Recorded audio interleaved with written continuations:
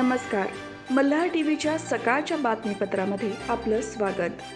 कोकण विभाग पदवीधर मतदारसंघात भाजप महायुतीचे उमेदवार आमदार निरंजन डावखरे यांनी सलग तिसऱ्यांदा मोठा विजय मिळवत हॅट्रिक केली आहे.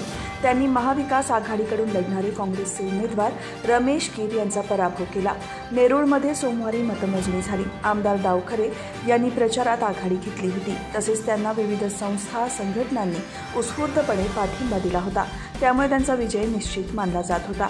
या मतदारसंघात भाजपकडून विद्यमान आमदार डावखरे तर रमेश कीर हे काँग्रेसचे उमेदवार होते. त्याचप्रमाणे इतरही उमेदवार असले तरी मुख्य लढत डावखरे आणि कीर यांच्यात होती. यामध्ये डावखरेंनी कीर यांना एकतर्फी मात दिली. या निवडणुकीत एकूण 1,43,297 मतदारांनी मतदान केले होते. त्यापैकी 1,32,071 मते वैध तर 11,226 मते अवैध ठरली.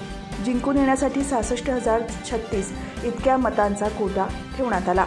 यामध्ये आमदार निरंजन डावखरे हे पहिल्या पसंतीची 1,07,19 मते मिळवून विजयी झाले, तर रमेश कीर यांना अवघी 28,585 मते पडली. आमदार निरंजन डावखरे 2012 पासून कोकण पदवीधर मतदारसंघाचे प्रतिनिधित्व करत आहेत. यंदा ते सलग तिसऱ्यांदा निवडणूक लढवत होते. त्यांनी प्रचंड बहुमताने विजय मिळवला, त्याबद्दल त्यांचे अभिनंदन होत आहे.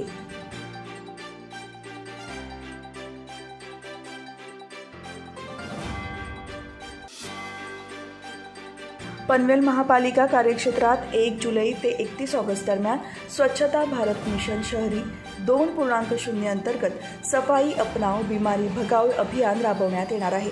या अभियानाचे आयुक्त मंगेश चितळे यांच्या हस्ते सोमवारी आद्य क्रांतीवीर वासुदेव बळवंत फडके नाट्यगृहात उद्घाटन करण्यात आले. यावेळी स्वच्छतेची शपथ सर्वांनी घेतली. यावेळी प्रमुख पाहुणे डॉक्टर सुप्रिया सहस्त्रबुद्धे, MGMच्या डॉक्टर अश्लेषा तावडे, उपायुक्त डॉक्टर वैभव विधाते, मुख्य वैद्यकीय आरोग्य विभाग प्रमुख डॉक्टर आनंद गोसावी यांच्यासह सर्व आरोग्य निरीक्षक, NM, GNM, आशा सेविका तसेच महापालिका अधिकारी आणि कर्मचारी मोठ्या संख्येने उपस्थित होते. दरम्यान या कार्यक्रमात डॉक्टर्स डे निमित्ताने महापालिका कार्यक्षेत्रातील 15 नागरी प्राथमिक आरोग्य केंद्र, 2 आपला दवाखाना ही 6 आरोग्य वर्धिनी केंद्रांच्या सर्व वैद्यकीय अधिकाऱ्यांचा आयुक्त मंगेश चितळे यांच्या हस्ते पुष्पगुच्छ आणि सन्मानचिन्ह देऊन गौरव करण्यात आला.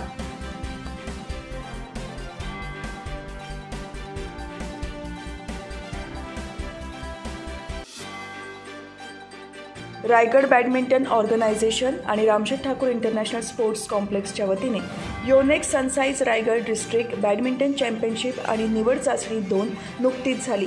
यामध्ये गाथा सूर्यवंशी हिची चीन येथे होणाऱ्या आशियाई सब ज्युनियर बॅडमिंटन चॅम्पियनशिपसाठी 15 वर्षाखालील मुलींच्या एकेरी आणि दुहेरीसाठी भारताचे प्रतिनिधित्व करण्यासाठी निवड झाली. तसेच अनुष्का इप्टे हिला 15 वर्षाखालील मुलींच्या दुहेरीसाठी निवड चाचणीसाठी बोलवण्यात आले आहे.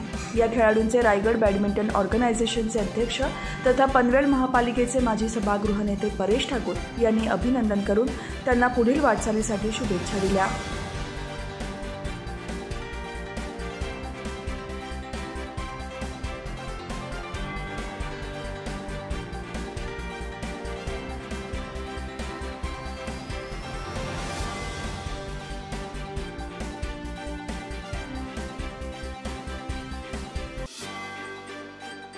औद्योगिक विकासामुळे उरण तालुक्यातील शेती क्षेत्र दिवसांगणिक कमी होत आहे. एकेकाळी भाताचे कोठार म्हणून उरण तालुक्याची ओळख होती. मात्र आजच्या घडीला या शेतीप्रधान तालुक्यात शेती करणारे मजूर मिळणे दुरापास्त झाले आहे. त्यामुळे कोणी मजूर देते का मजूर म्हणत गावोगावी शेत मालकांवर भटकण्याची वेळ आली आहे. विशेष म्हणजे यामुळे इतरांची शेतजमीन 3 हिस्से देऊन देखील कोणी कसायला येत नसल्याचे चित्र दिसून येत आहे. सध्या उरण तालुक्यात शेतीच्या कामांची लगबग सुरू आहे. शेतीच्या कामासाठी वेगवेगळी अत्याधुनिक यंत्रे आली आहेत. मात्र तरीही मजुरांचीच गरज लागतेच. परंतु शेतीच्या कामांसाठी उरण तालुक्यात मजूर मिळत नसल्याने शेती पडीक ठेवण्याची शेतकऱ्यांवर वेळ आली आहे. सध्या उरण तालुक्यात मोठ्या प्रमाणावर गोदामे निर्माण झाली आहेत. त्यामुळे परिसरातील नागरिकांना रोजगार मिळत आहे. पूर्वी रोजगारांची साधने कमी असल्याने सहज मजूर उपलब्ध होत होते. दिवसभर उन्हा पावसात मेहनतीची कामे कशाला करायची म्हणून मजूर शेतीच्या कामाला नकार देत आहेत. त्यामुळे शेतकरी हतबल झाले आहेत.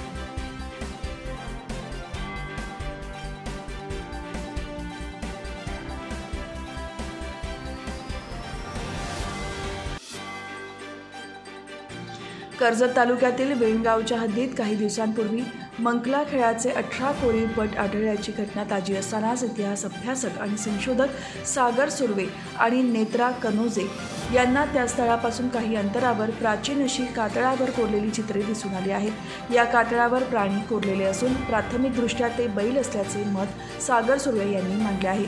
याचा काळ पुरातन असून त्यासंबंधी अधिक संशोधन सुर्वे करत आहेत। कातळावर कोरलेल्या या चित्रांमुळे कर्जतच्या इतिहासात मोलाची भर पडली आहे। या संशोधनात मनीष सोनावळे आणि भगवान मुंडे यांची मदत लाभली।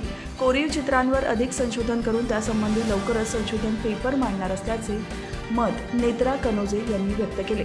सातवाहन काळापासून कल्याण मंदिरात येण्या जाण्यासाठी जी व्यापारी वाट होती ती याच कर्जत परिसरातून गेली होती। याबाबतचा उल्लेख शिलाहार काळात इथून प्रवास केलेल्या ग्रीक प्रवाशांना सुद्धा केला होता। त्यासंबंधी असलेली नोंद इतिहास अभ्यासक सुर्वे यांनी शोधून काढली आहे। ही कोरीव चित्रे आणि मंकला खेळाचे पट संवर्धित करण्यात यावेत यासाठी लवकरच शासनाकडे मागणी करणार असल्याचे त्यांनी यावेळी सांगितले।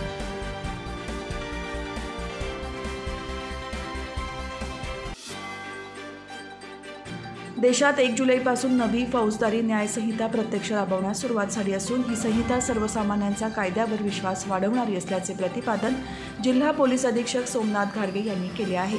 नव्या फौजदारी कायद्याची अंमलबजावणी आणि डॉक्टर्स डे निमित्त Rotary club of Alibag sea शोरच्या वतीने वॉकथॉनचे आयोजन करण्यात आले होते।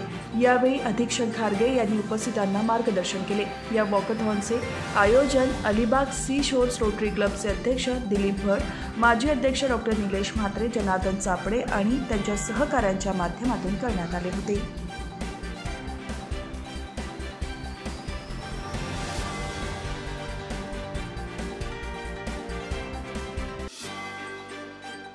मुंबई मराठी पत्रकार संघाच्या शनिवारी झालेल्या चुरशीच्या लढतीमध्ये परिवर्तन पॅनलने विजय मिळवला आहे। यामध्ये क्रीडा पत्रकार संदीप चव्हाण यांची मुंबई मराठी पत्रकार संघाच्या अध्यक्षपदी मोठ्या मताधिक्याने निवड झाली। या निवडणुकीत ज्येष्ठ पत्रकार डॉक्टर सुकृत खांडेकर हे समर्थ पॅनलतर्फे अध्यक्षपदासाठी उभे होते। यात संदीप चव्हाण यांना 316 मते मिळाली तर खांडेकर यांना 160 मते मिळाली।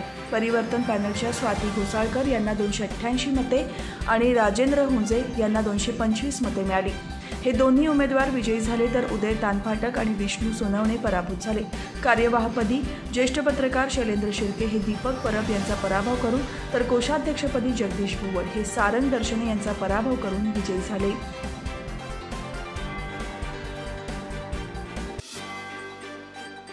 शिवसेना आणि राष्ट्रवादी काँग्रेस पक्षाच्या नवनिर्वाचित खासदारांनी नवी दिल्लीत पंतप्रधान नरेंद्र मोदी यांची सदिच्छा भेट घेतली।